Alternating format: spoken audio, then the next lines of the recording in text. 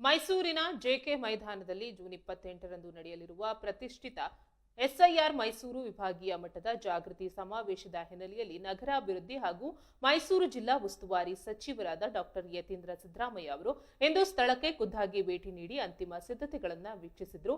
ಮೈಸೂರು ಜಿಲ್ಲಾ ಕಾಂಗ್ರೆಸ್ ಸಮಿತಿಯ ವತಿಯಿಂದ ಜರುಗಲಿರುವ ಈ ಬೃಹತ್ ಜಾಗೃತಿ ಸಮಾವೇಶಕ್ಕೆ ಕಲ್ಯಾಣ ಮಂಟಪ, ವೇದಿಕೆ ನಿರ್ಮಾಣ, ಆಸನಗಳ ವ್ಯವಸ್ಥೆ ಹಾಗೂ ಸಾರ್ವಜನಿಕರ ಆಗಮನಕ್ಕೆ ಕೈಗೊಳ್ಳಲಾಗಿರುವ ಸುರಕ್ಷತಾ ಕ್ರಮಗಳನ್ನು ಸಚಿವರು ಕೂಲಂಕಷವಾಗಿ ಪರಿಶೀಲಿಸಿದರು.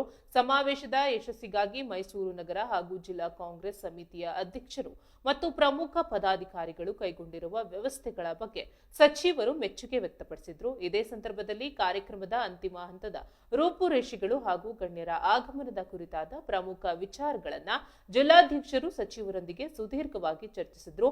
ಮೈಸೂರು ವಿಭಾಗ ಮಟ್ಟದ ಈ ಬೃಹತ್ ಜಾಗೃತಿ ಸಮಾವೇಶದಲ್ಲಿ ವಿಭಾಗದ ವಿವಿಧ ಜಿಲ್ಲೆಗಳಿಂದ ಹಿರಿಯ ನಾಯಕರು, ಜನಪ್ರತಿನಿಧಿಗಳು ಹಾಗೂ ಸಾವಿರಾರು ಸಂಖ್ಯೆಯಲ್ಲಿ ಕಾರ್ಯಕರ್ತರು ಭಾಗವಹಿಸಲಿದ್ದಾರೆ ಎಂದು ಈ ಸಂದರ್ಭ